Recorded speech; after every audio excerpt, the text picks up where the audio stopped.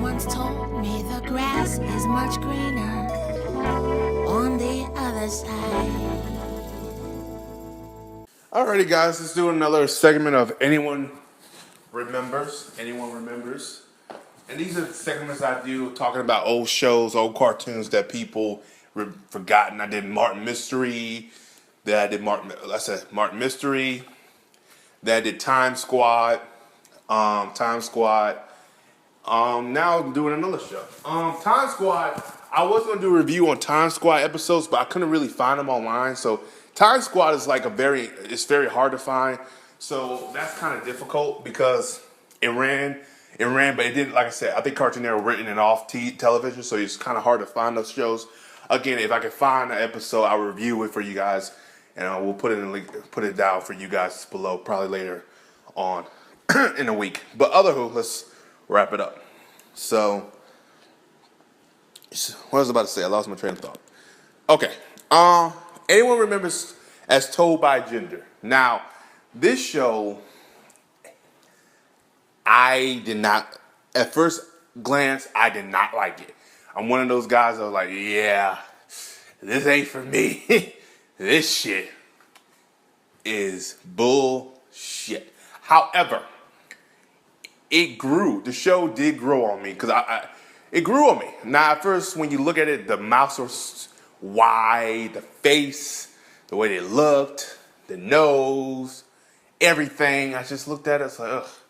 Eventually, I started liking the show. I really appreciate it for what it was. It was a slice of life type of show. It was different. It was one of Nickelodeon's different shows. It reminded me of Hey Arnold in a way. However, Hey Arnold I liked more because they had more interesting characters. I liked, and it was more for boys. This was more for girls. And I gotta be quite honest with it. The show may not won me over at first, but eventually watching it towards the end, it kind of did. Pretty much this show focused on gender and her life. She has this journal, and every day she writes in it, and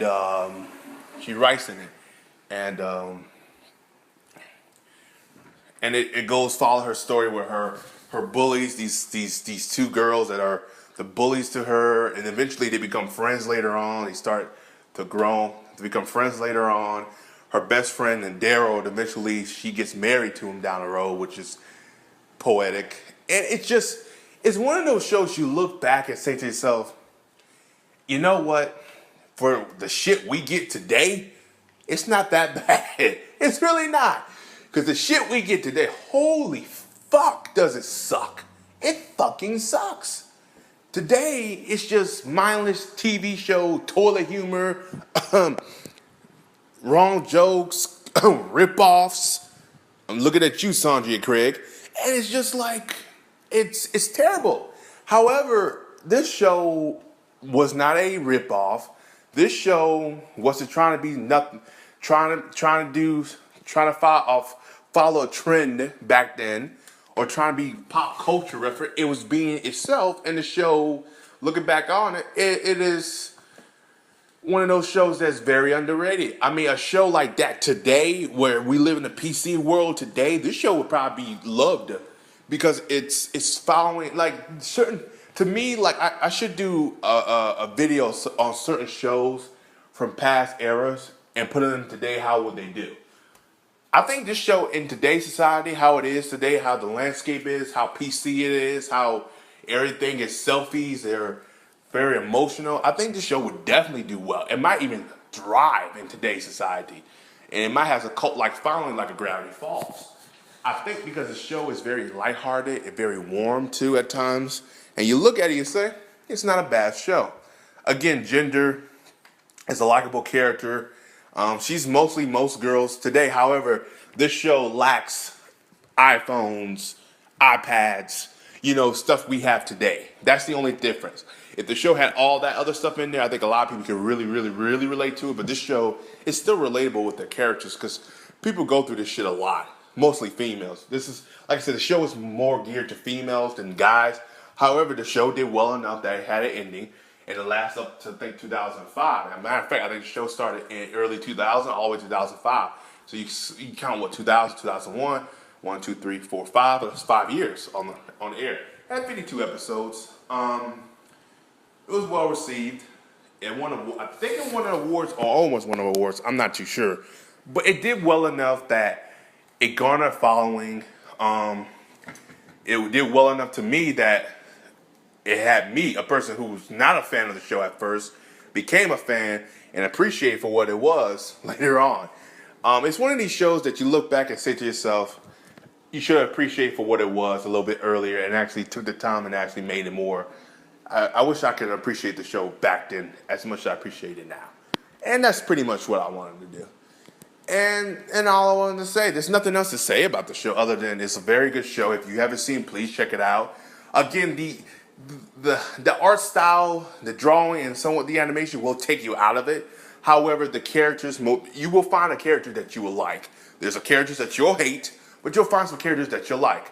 Ginger, at the time, Ginger's brother, he was around the same age as me, I believe, when the show came out, or like I was older than him, maybe a few years. I kind of related more to him because I did some misdevious shit and tried to be like a inventor. He's the version of Dexter fused with Mandark, with less the equipment and less the knowledge, less the intelligence as those two. But they did some weird shit.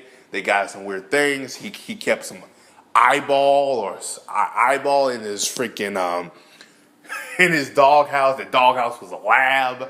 I was like, yo, bro, like it was weird but cool at the same time. So maybe that character would be relatable to you. But again, I'm older now, so that shit's not relatable. However, at the time it was. Again, you find some stuff. Like I said, you'll find a couple characters you'll like in there, and the show deals with diversity a lot. There's a lot of diverse characters in it. They're not just white characters. There's black characters. Hell, Ginger eventually marries a black guy. So I looked at it like, oh, that's pretty cool. She actually marries a black guy, and I said to myself, I didn't look at it. See, back then I didn't look at it anything. That's just there was there. However, look at it now. It's like, oh wow, she married a black guy. That's pretty cool. Like diversity. And back then, diversity with relationships, early 2000s, it was not common as it is today. It was common, but not as common as it is today. And it was kind of cool she did that. So, and the person who wrote this too, she's not black, she's white. So, more props to Emily. But you might know the creator of the show, his name Emily. I can never say her last name, I don't want to butcher it, but she did a TV show called Selfie a couple years ago, which was a very good show. Just got canceled for being at the wrong time. And yeah, I thought it was a decent show for what it was. Sucks though, but it is. That's life. But yeah, so let me see. It's the show in it, let's say 5, 6, 7, 8, 9, 10, 11, 12, 13, 14, 15, 16, 17. Ooh, the show's been off the air for 14 years, ladies and gentlemen. Holy shit. I want to say this is the 14-year anniversary, but this is it. This show's been off the air for a long time. So, as always, guys, like, subscribe, let me know down below what you guys think. Peace, and I'll talk to you later.